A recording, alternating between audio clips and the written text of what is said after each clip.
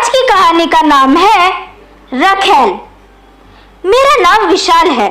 मैं वैसे तो अपनी जिंदगी में बहुत खुश था क्योंकि मेरी पत्नी और मेरा बेटा मेरे साथ था। लेकिन कहीं ना कहीं शादी के बाद जो पति पत्नी के बीच झिकझिक होती है उसकी वजह से मैं परेशान भी रहने लगा और उस सुकून को जो मेरे से दूर जा रहा था उसे ढूंढने लगा और वह मुझे एक दूसरी औरत के अंदर मिल भी गया। ये बात है मेरी शादी के 6 साल बाद की, जब मैं अपनी बीवी की चचेरी बहन से प्यार कर बैठा। और ऐसा नहीं था कि प्यार सिर्फ मेरी तरफ से था, हम दोनों ही एक दूसरे को बेहद पसंद करते थे। शुरुआत कुछ इस तरह हुई कि जब मेरे बेटे के होने के बाद मेरी बीवी की थोड़ी तबीयत खराब रहने लगी तो उसकी चचेरी बहन घर में आकर मेरी बीवी की मदद करती थी, घर के कामों में और उसके देखभाल करने के लिए भी। इसी बीच ही मेरा उससे प्रेम प्रसंग शुरू हुआ। कभी वह मुझे खाने के लिए पूछने आती तो कभी नहाने का तौलिया मुझे पकड़वा देती, कभी मेरे से रसोई के ऊपर रखे डब्बे को उतरवाती तो कभी मेरे से हंसी मजाक कर लेती। आंखों ही आंखों में जब हम एक दूसरे को देखते थे तो ये सब समझ आता था कि वह भी मेरे लिए ही उतनी ही बेचैन रहती है जितना मैं उसके लिए।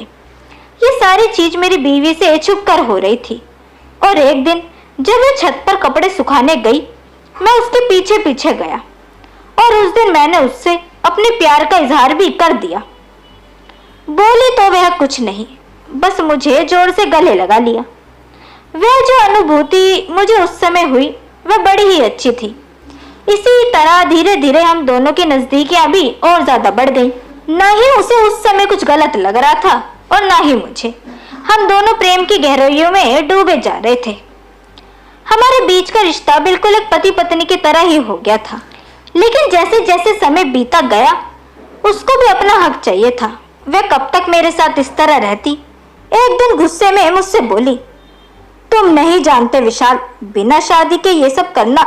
लड़की को रखेल नाम देते हैं। क्या मैं तुम्हारी रखेल हूँ? अगर नहीं तो तुम्हें दीदी को छोड़कर मुझसे शादी करनी होगी क्योंकि ये सब अब और नहीं चल सकता। मैंने कहा, तुम बिल्कुल ठीक कह रही हो, लेकिन बच्चे और तुम्हारी दीदी को ऐसे कैसे छोड़ दूं? तुम ही बताओ। उसने कहा, अगर नहीं छोड़ सकते तो मैं तुम्हारी रखेल बनकर नहीं रह सकती।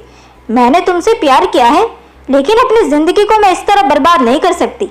जिस रिश्ते का कोई नाम नहीं उसे अक्सर इसी नाम से पुकारा जाता है और मैं तुम्हारी रखेल बनकर नहीं रहना चाहती हूँ। अब मुझे पत्नी का दर्जा चाहिए। अगर वह दे सको तो मुझसे बात करना, वरना भूल जाना हमारे बीच कुछ था भी।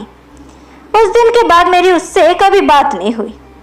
मैं इस चीज में फंसा हुआ था कि यह करना सही भी है या नहीं। सच कहूं तो मेरा प्रेम उसके अंदर ही था। उसका हंसना, मुझसे बातें करना, जो सुकून मुझे वो देती थी वे मेरी पत्नी के अंदर मैंने कभी महसूस नहीं किया था।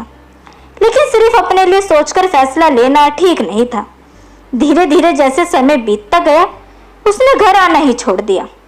3-3, 4-4 महीने में मुझे दिखती ही ना थी और जब दिखती तो मुझसे मुंह फेर लेती, जैसे उसके मेरे बीच कभी कुछ था ही नहीं।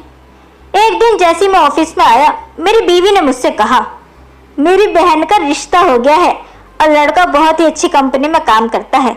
जरा चलिए ना, उनके घर चलते हैं, मुझे अपनी बहन से मिलना है। ये सुनते ही मेरा दिल थोड़ा टूट सा गया। मुझे लगा बहुत देर मैंने कर दी। उस समय ऐसा लगा बस उसके पास जाऊं और कह दूं कि हाँ, मैं तुमसे शादी करने के लिए तैयार हूँ। मैं छोड़ दूंगा अपने बीवी और बच्चे को। लेकिन शायद अब बहुत देर हो चुकी थी। मेरी बीवी ने एकदम से बोला, बताइए भी।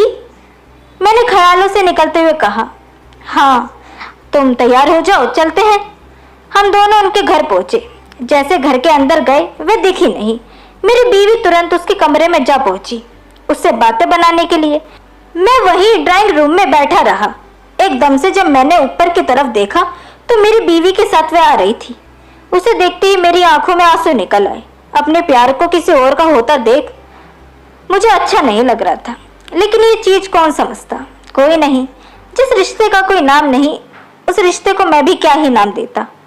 मैंने थोड़ा इशारों में उससे कहा कि मुझे एक बार बात करनी है। वह समझ गई। मेरी बीवी को किचन के कामों में लगाकर ऊपर छत पर चली गई। उसके छत पर जाते ही मैं उसके पीछे पीछे गया। मुझे देखते ही बोली, अब क्या बात करना चाहते हो? मैंने कहा, मेरा दिल सहमा जा रहा है, तुम्हें किसी और के साथ कैसे देख लूं? उसने बोला, जैसे मैं तुम्हें देखती आई हूं तुम्हारे बीवी बच्चों के साथ, वैसे ही। और वहां से फौरन चली गई। 6 महीने के अंदर अंदर उसकी शादी भी हो गई। शादी के बाद भी मुझे कई दफा वो दिखती। उसे देखते ही मेरा प्यार फिर दोबारा उमड़ आता, लेकिन इस प्यार का कोई नाम कभी नहीं रहा। ये सिलसिला इसी तरह चलता रहा। आज मैं 55 वर्ष का हो गया हूँ, लेकिन वो मेरे दिल में आज भी है। आज भी मुझे उसे देखकर वैसे ही धड़कन मेरी बढ़ जाती है। कई बार सोचता हूँ कि शायद उसको हाँ करने का फैसला अपना बदल देना चाहिए था।